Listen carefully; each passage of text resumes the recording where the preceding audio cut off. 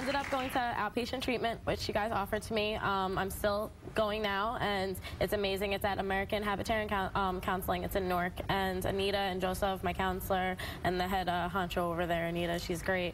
They were so welcoming, and they really helped me. Was it scary when you first, because you had to leave your house? It wasn't inpatient, it was outpatient. You had to go out of your house into this facility, didn't know anybody, and you were addicted to crack cocaine. Yeah, it was, honestly, it was really scary. It was like, you know, first off, you're telling a drug addict, all right, no more drugs, no more getting high for you. Like, that initially is like, wait a second, do I want to do this? Like, I'm choosing to not do any drugs at all anymore.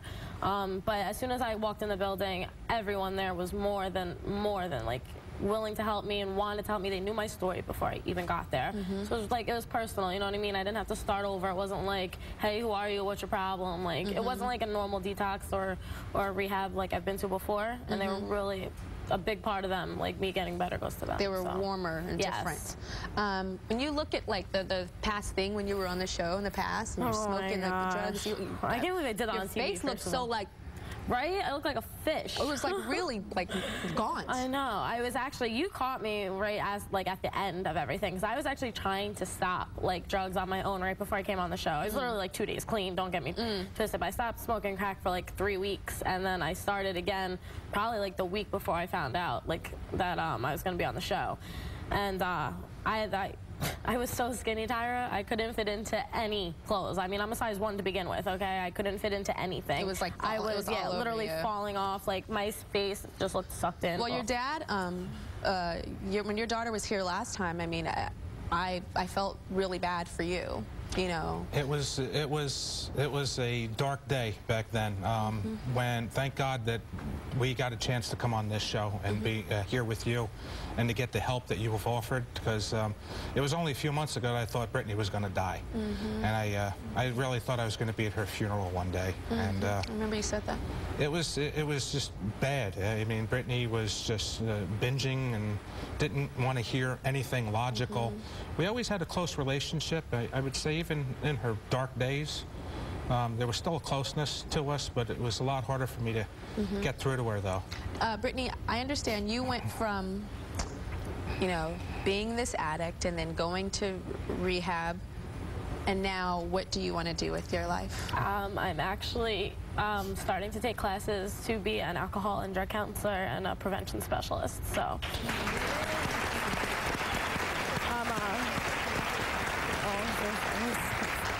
I'm actually really excited, just because I've seen so many of my friends die. I just had a really, really good friend of mine pass away in between since the last time I saw you. And he was clean 1.5 years, and he relapsed. Then he took 1 pill while he was drinking, and he never woke up. And it's like, if I relapse, am I gonna die? Like, you know, like, it's scary. So, you know, me being focused on getting better and helping other people get better, or stopping them before they can even start. What do you want to say to teens that haven't started yet but are tempted? Oh my God, please, like, please don't. Like, for everything that I've gone through, like, everything, I would do that all over again if it meant someone else doesn't have to go through it, because it was the worst thing. And what's the first thing you took? Just so we understand what the gateway was for you. It was weed. It was weed. So don't think that weed's not a gateway drug, because I said it up until I was smoking crack. Weed's not a gateway drug. What are you talking about?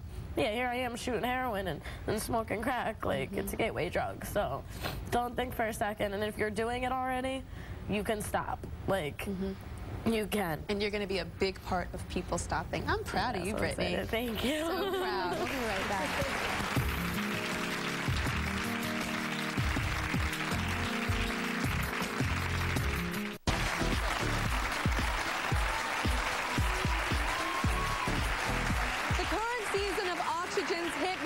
Series Bad Girls Club finished recently, and this year the girls were once again up to a lot of very, very bad behavior and quite disturbing. Check this out.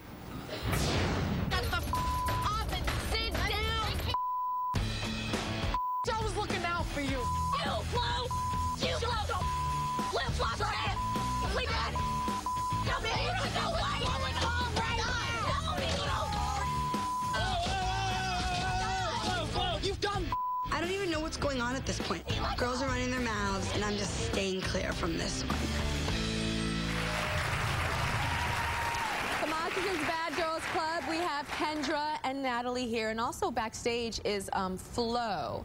Last time you guys were here, Natalie had to be separated from the other girls, right? You had to be separated because there were issues, and now Flo is separated now. What has happened, Flo, to make you separated? We just don't get along, so I guess for safety reasons, not mine, theirs. They don't want me up there. For safety reasons, so you were violent and you would hit them? No, I wouldn't hit them, but we don't get along, so I wouldn't, I wouldn't want anything to happen. Okay. Okay.